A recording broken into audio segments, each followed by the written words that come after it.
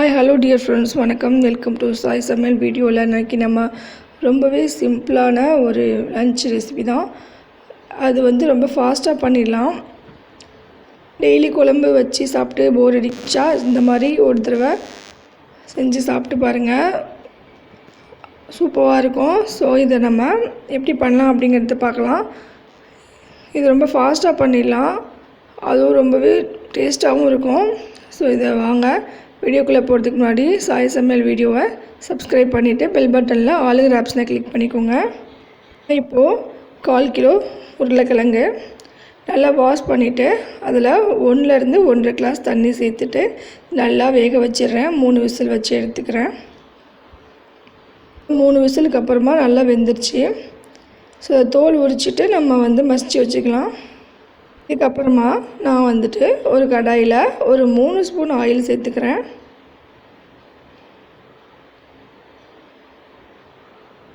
இதுக்கு தாளிக்கிறதுக்காக நான் கொஞ்சமாக ஒரு 1/4 ஸ்பூன் சோம்பு ரொம்ப போட்டால் திகட்டுற மாதிரி இருக்கும்.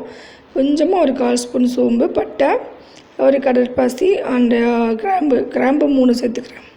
இது நல்லா ஆயிலில் பொரிஞ்சு ஸ்மெல் வந்ததுக்கப்புறமா ஒரு ஆனியன், பெரிய வெங்காயம் குட்டி குட்டியாக கட் பண்ணி நான் அதை சேர்த்துக்கிறேன். வெங்காயம் நல்லா கலர் மாதிரி பொரிஞ்சு வர்றதுக்கு கொஞ்சமாக சால்ட்டை சேர்த்துட்டு உப்பு சேர்த்து வெங்காயத்தை நல்லா வதக்கிக்கலாம். வெங்காயம் நல்லா கலர் சேஞ்ச் ஆகி இந்த மாதிரி வதங்கி வரணும்.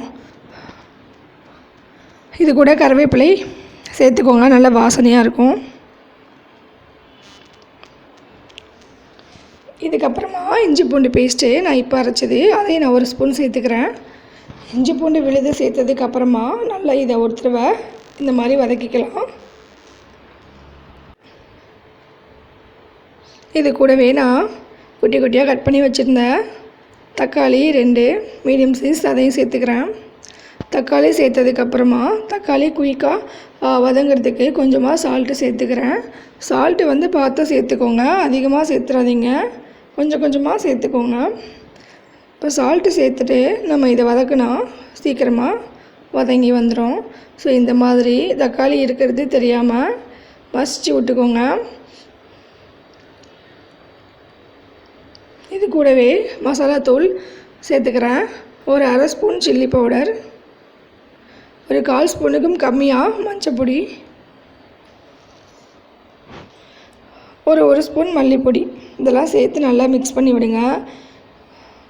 இதை ஒரு 15லேருந்து 20 நிமிஷத்துக்கு நம்ம இப்படியே கைப்பட வதக்கிட்டே இருக்கலாம்.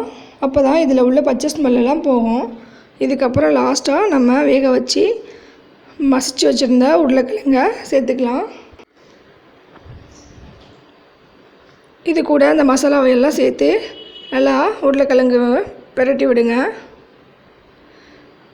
குட்டி குட்டியாக மசிச்சு விட்றாதீங்க, கொஞ்சம் பெரிய சைஸ்லேயே இருக்கட்டும். அப்போ தான் நம்ம இதை மசாலாவோட மிக்ஸ் பண்ணும்போது கரெக்டாக இருக்கும். சால்ட்டும் சேர்த்துக்கோங்க, சால்ட்டு பார்த்து சேர்த்துக்கோங்க.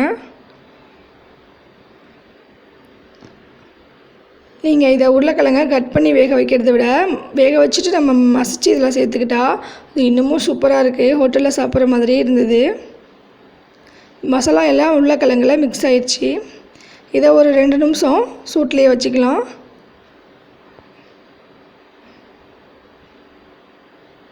மேலேருந்து கீழே அந்த மாதிரி பிரட்டி விட்டு மூடி வச்சுருங்க.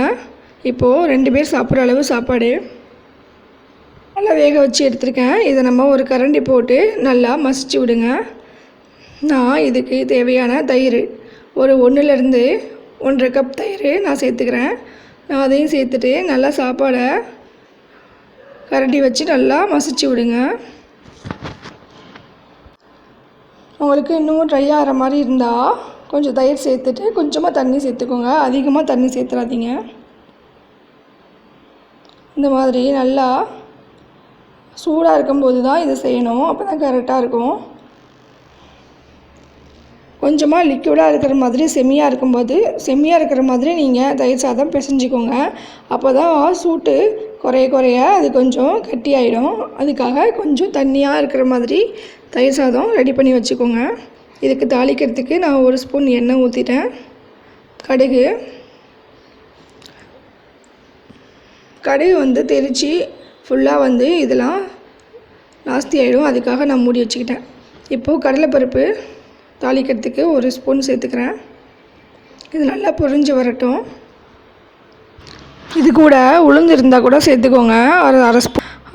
இப்போ வந்து நான் வந்து பச்சை மிளகா ஒரு பச்சை மிளகாவை கட் பண்ணி சேர்த்துக்கிறேன். இதெல்லாம் ஆயிலில் நல்லா பொரியணும். ஒரு வரமிளகா அதையும் சேர்த்துக்கிறேன். கூடவே ஒரு 1/4 ஸ்பூனுக்கும் கம்மியாக பெருங்காயப்பொடி. அது நல்லா வாசனையாக இருக்கும். அதுக்காக கருவேப்பிலை நல்லா கிள்ளி சேர்த்துக்கோங்க. இதெல்லாம் நல்லா பொரிஞ்சதுக்கப்புறம் நம்ம மிக்ஸ் பண்ணி வச்சுருந்த கேர்டு வித் ரைஸோட இதை நம்ம சேர்த்துக்கலாம்.